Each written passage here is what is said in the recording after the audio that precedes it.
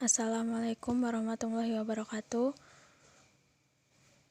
Yang saya hormati Bapak Danu Arisetianto selaku dosen pengampu mata kuliah Fikih Siasah dan teman-teman yang sedang berbahagia. Perkenalkan, nama saya Yosela Husnulifa Atmala dengan NIM 212111366 dari kelas 3J Prodi Hukum Ekonomi Syariah Fakultas Syariah. Dalam video ini saya akan sedikit memaparkan materi tentang konsep siasah dusturiyah. Yang pertama yaitu pengertian siasah dusturiyah. Siasah dusturiyah adalah bagian fikih siasah yang membahas masalah perundang-undangan negara.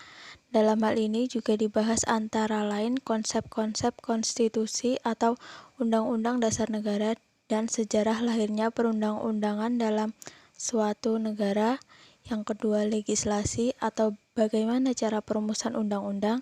Yang ketiga, lembaga demokrasi dan syura yang merupakan pilar penting dalam perundang-undangan tersebut. Di samping itu, kajian ini juga membahas konsep negara hukum dalam siasah dan hubungan timbal balik antara pemerintah dan warga negara serta hak-hak warga negara yang wajib dilindungi. Permasalahan di dalam fikih siasah dusturiyah adalah hubungan antara pemimpin di satu pihak dan rakyatnya di pihak lain, serta kelembagaan-kelembagaan yang ada di dalam masyarakatnya. Oleh karena itu, di dalam fikih siasah dusturiyah biasanya dibatasi hanya membahas pengaturan dan perundang-undangan yang dituntut oleh hal ihwal kenegaraan dari segi persesuaian dengan prinsip-prinsip agama yang merupakan realisasi kemaslahatan manusia serta memenuhi kebutuhannya. Materi yang kedua yaitu ruang lingkup siasah dusturiyah. Ruang lingkup siasah dusturiyah dibagi menjadi 3, yaitu yang pertama al-sultah al-taqariyah yang artinya kekuasaan legislatif, yaitu kekuasaan pemerintah Islam dalam membuat dan menetapkan hukum. Istilah al-sultah al-tasyriyah digunakan untuk menunjukkan salah satu kewenangan atau kekuasaan pemerintah Islam dalam mengatur masalah kenegaraan yang meliputi persoalan ahlul halli wal aqdi, hubungan muslimin dan non-muslim dalam satu negara, undang-undang dasar, peraturan undang-undang, peraturan pelaksanaan, serta peraturan daerah. Adapun fungsi lembaga legislatif yakni yang pertama dalam mengatur hal-hal yang ketentuannya sudah terdapat di dalam nas Al-Quran dan Sunnah. Yang kedua, melakukan penalaran kreatif atau ijtihad terhadap permasalahan yang secara tegas tidak dijelaskan oleh nas. Mereka melakukan ijtihad untuk menetapkan hukum dengan jalan qiyas atau analogi. Ketiga, dalam bidang keuangan negara, lembaga legislatif berhak mengadakan pengawasan dan mempertanyakan pembendaharaan negara, sumber devisa dan anggaran pendapat dan belanja yang dikeluarkan negara kepada kepala negara selaku pelaksana pemerintahan. Ruang lingkup yang kedua yaitu al-sultah al-tanfiziyah. Al-sultah al-tanfiziyah merupakan kekuasaan eksekutif yang meliputi persoalan imamah, bai'ah, wazarah, dan wali al-ahdi. Menurut Al-Maududi, lembaga eksekutif dalam Islam dinyatakan dengan istilah ulil amri dan dikepalai oleh seorang amir atau khalifah.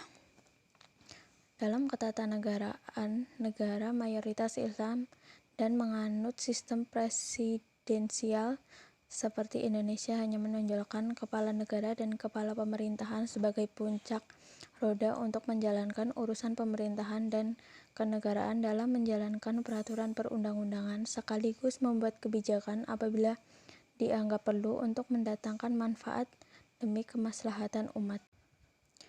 Tugas al-sultah al-tanfiziyah adalah melaksanakan undang-undang. Negara memiliki kewenangan untuk menjabarkan dan mengaktualisasikan perundang-undangan yang telah dirumuskan tersebut. Dalam hal ini, negara melakukan kebijaksanaan baik yang berhubungan dengan urusan dalam negeri maupun yang menyangkut dengan hubungan antar negara. Ruang lingkup yang ketiga yaitu Al-Sultah Al-Qadariyah. Al-Sultah Al-Qadariyah merupakan kekuasaan yudikatif yang mempunyai hubungan dengan tugas dan wewenang peradilan untuk menyelesaikan perkara-perkara baik permasalahan perdata maupun pidana dan juga terkait dengan sengketa keadministrasian yang berhubungan dengan negara, yakni persoalan-persoalan yang menentukan sah tidaknya undang-undang untuk diundangkan dan sebelumnya sudah diuji dalam pokok materi konstitusi suatu negara. Tujuan kekuasaan kehakiman adalah untuk menegakkan kebenaran dan menjamin terlaksananya keadilan serta tujuan menguatkan negara dan menstabilkan kedudukan hukum kepala negara serta menjamin kepastian hukum demi kemaslahatan umat manusia di setiap negara tersebut. Tugas Al-Sultah Al-Qadariyah adalah untuk mempertahankan hukum dan perundang-undangan yang telah dibuat oleh lembaga legislatif. Materi yang ketiga yaitu sumber hukum siasah disturiyah. Sumber hukum siasah disturiyah dibagi menjadi 5, yaitu yang pertama Al-Quran. Al-Quran adalah sumber pokok aturan agama Islam yang utama dijadikan dasar dalam menentukan hukum. Al-Quran merupakan kalam Allah yang berisi firman-firman Allah yang bentuk ragam hukum di dalamnya. Ruang lingkup yang kedua yaitu sunnah. Sunnah secara harfiah adalah suatu praktek kehidupan yang membudaya atau suatu norma perilaku yang diterima secara komunal oleh masyarakat yang meyakininya meliputi segenap ucapan dan tingkah laku Nabi. Ruang lingkup yang ketiga yaitu ijma. Dalam hukum Islam, ijma merupakan suatu keputusan bersama untuk menentukan suatu hukum yang baik demi kemaslahatan umat dengan cara musyawarah. Ruang lingkup yang keempat yaitu qiyas. Qiyas adalah metode logika yang digunakan untuk memecahkan suatu masalah yang berkenaan dengan legalitas suatu bentuk perilaku tertentu dengan cara menetapkan satu kaitan positif atau negatif antara bentuk perilaku yang satu dengan bentuk perilaku yang lainnya dengan suatu prinsip umum. Ruang lingkup yang kelima yaitu adat kebiasaan suatu bangsa yang tidak bertentangan dengan prinsip Al-Quran dan hadis.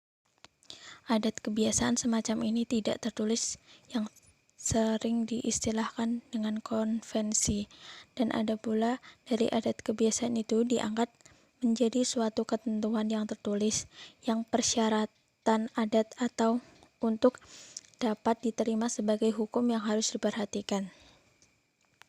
Sekian materi yang bisa saya paparkan. Apabila ada salah kata saya mohon maaf. Wassalamualaikum warahmatullahi wabarakatuh.